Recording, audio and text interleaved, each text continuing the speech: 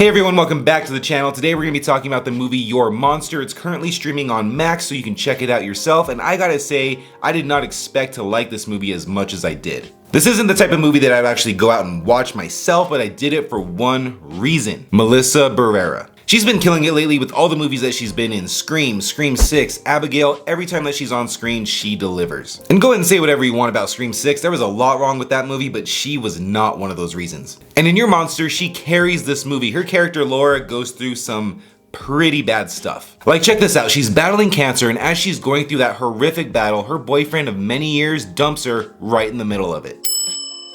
As if her life couldn't get any worse at this point, once she does recover from cancer, she ends up meeting someone. Well, actually, it's a monster that lives in her closet. So as you can see, there's not a lot of room for humor as far as Laura's character goes, so she ends up being the emotional anchor for the movie. She brings the drama, she brings the sadness, and she does it in a way that doesn't always feel like pure misery. Like, even in some of the darkest moments of the movie, she finds these little small ways to make it feel natural and at times a little bit funny. But when the movie really hits hard, she brings it. But let's go ahead and talk about the monster, because that is the real surprise of Your Monster. So the monster is played by Dewey, and he plays it so effortlessly. Like, he makes the character just as unpredictable as the movie itself. Every time he's on screen, you're not really sure what you're gonna get. Sometimes he's hilarious, sometimes he's weirdly charming, and then out of nowhere, he'll just be the most intense thing you've ever seen. And honestly, some of the best parts of the movie come from him. The energy that he just brings to every scene makes it so much fun to watch whatever he ends up doing, and then his chemistry with Barrera is just the icing on the cake. Now, what really threw me off with this movie is how deep it actually gets. This isn't just some cookie cutter rom-com movie with a monster thrown in. It actually has some layers to it. The monster isn't just in here for fun, although, like I said, he's a lot of fun to watch.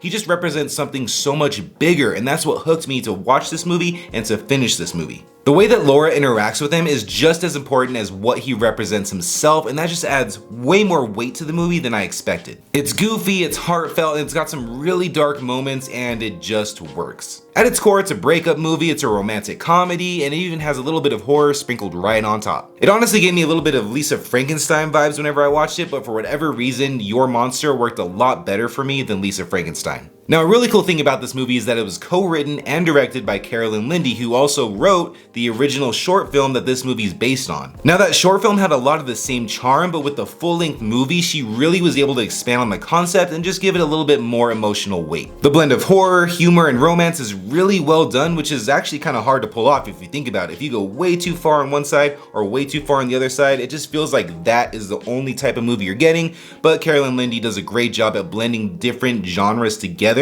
to make Your Monster. Another interesting thing about the movie is that they didn't use any CGI nonsense for the monster. It was just pure makeup. They worked with the budget they had, and once again, practical effects are the way to go. And doing it that way is the exact reason why the monster felt so real. Dewey was able to bring out every emotion, his personality. There was no nonsense in between what he wanted to do and what he actually was able to do. So yeah, I like the movie, but my biggest issue of the entire movie was the ending. I'm not gonna spoil anything, but the very last part did not go where I wanted the movie to go. Like, for me, it just felt a little bit too abrupt, and it just kind of went in a trajectory that I did not really see coming, and it's not the ending that I personally wanted. I could see a lot of people watching this and being okay with the ending and maybe even enjoying it, but for me, it just wasn't what I wanted. Even with that small gripe, Your Monster was a great watch. It's fun, it's sad, it's hopeful, and even though we've seen plenty of these type of movies before, the monster twist makes it feel so fresh. I honestly wouldn't be surprised if this movie ends up being a cult classic in a few years. And with Valentine's Day coming up, if you're looking for a movie that's got romance but isn't your typical cheesy love story that not everyone's gonna vibe with, Your Monster might be the perfect movie.